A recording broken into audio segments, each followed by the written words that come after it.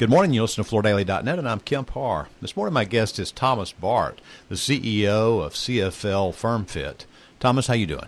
Good morning, Kemp. How are you? I'm good. I've caught you in Belgium. I wanted to talk to you about two things. One is the news you're releasing today about Domotex Asia China Floor Expo, which was scheduled for March and then was postponed indefinitely, and now you're announcing today you've picked new dates. Tell us a little bit about that, if you would. This show indeed has always been the previous years in March, and with the coronavirus, there was a need to postpone the show. We've had quite a few people disappointed that the show was delayed, but of course there's nothing we could do about it. And I think at the end most people appreciate that the show is delayed to a new date, and the dates will be August 31st till September 2nd, exactly after the holidays in Europe. There's a little bit less holidays in the United States, but the time is actually quite ideal because it's just after the holidays and the beginning of, let's say, the second half of the year, when people actually travel most of the time to China anyway. Yeah. So I think it's an excellent time for people to combine the trip that they probably would be doing anyway to visit their suppliers in combination with Domotex Asia. All right, so on the American calendar, just so those that don't have one in front of you, that 31st to the 2nd is the Monday, Tuesday, Wednesday prior to the Labor Day weekend. That's when it falls on our calendar, and you're having it there, and it's still in Shanghai, but it's at a different venue. Tell us about that. Those of the listeners who have been to China know, the continuous changes in the country. Very interesting is that there is a total new business district in Shanghai. It's called the New Hongqiao. Hongqiao is a rainbow.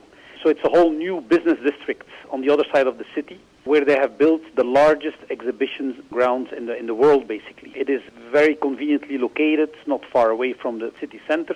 We have a brand new intercontinental hotel connected to the exhibition grounds, so quite convenient for visitors. Now, this former venue we were going to was about 1.5 miles from where that high-speed airport maglev let off. Which compass heading, in what direction is the newspaper?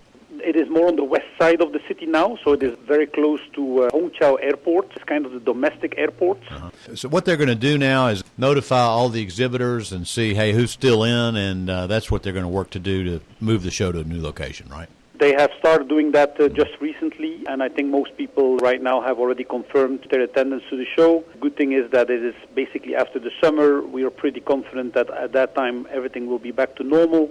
After the summer holidays, usually the coronavirus cannot handle a heat, and I can tell you that July and August is very, very hot in China, in Shanghai area, so we should be fine and everything should be back to normal. Okay, so I should have pointed out, but the reason that you're somewhat of the spokesman is you're actually co-founder and a board member of the Domotex China show, right? Yeah, well, this is now 20 years ago, something we don't like to talk about, the fact that it's already 20 years ago. Indeed, when I moved to China, I started together the show with David Song from V&U Exhibitions, and in the meanwhile, we all know what it has become. All right. Well, the other topic I want to talk to you about, we're talking about the coronavirus and what the supply chain interruption might be, the magnitude of it. Most everybody knows that China does take this New Year holiday off. It happens every year because the production workers go to be with their family. It usually is about a 3-week interruption in production capacities. So people build inventory. So with this coronavirus, though, there's been some quarantining, and it's hard for these workers to get back to the factories. You are co-owner or partner in some factories in China. Tell us what your output or what you think the supply chain interruption is going to be like this year. I think the situation is a little bit different for everybody. CFL is much less impacted because we have multiple sites. We also produce in Taiwan and Vietnam, and so we are able to move some production around. And so I think CFL is less affected than other companies. But to answer your question, right now, of course, after Chinese New Year, and I think it's right to mention it, the Chinese New Year was a standstill of the production anyway. So we all have the feeling that we are already not producing for many, many weeks, but actually this was mainly caused by the Chinese New Year. But in the meanwhile, yes, there is 2 weeks already that we basically don't have normal production. I do have to say, though, that the last days things have gradually started improving. We're now already back to about 40 to 60% of our production capacity, and I see some quicker change right now improving. Of course, we're still sometimes depending on the raw materials from other people, which we cannot always control, but I do see a change, and I'm expecting that soon we will, I would not say totally back to normal, but at least that feeling will be apparent. Mm-hmm. Many people are saying that this coronavirus shutdown, based on the normal cycle of the way things work over there for importers, we're probably not going to feel this until May.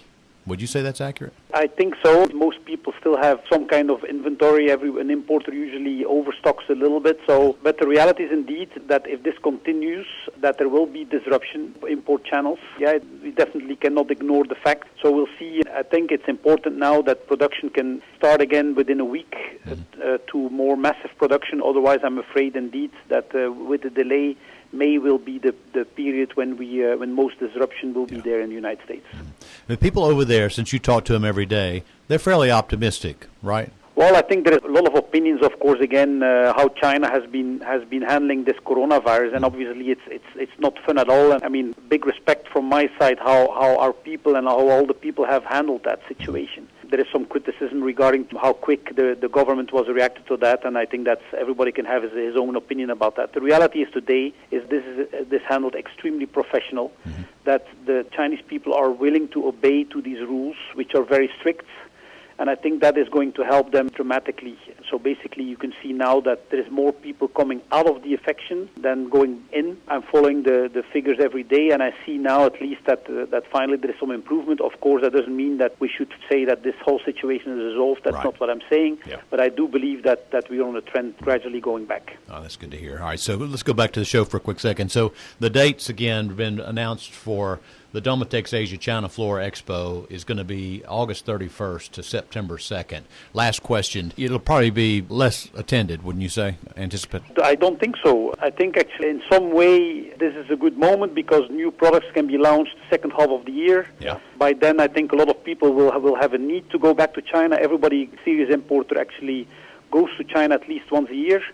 So this seems to be the ideal moment, and I think we will pretty much have a normal show as we have had the previous years. Okay, Thomas. Well, thanks for the update on this. Again, we've been talking to Thomas Baert, the CEO of CFL and Firmfit, and you've been listening to Kemp Harr and FloorDaily.net.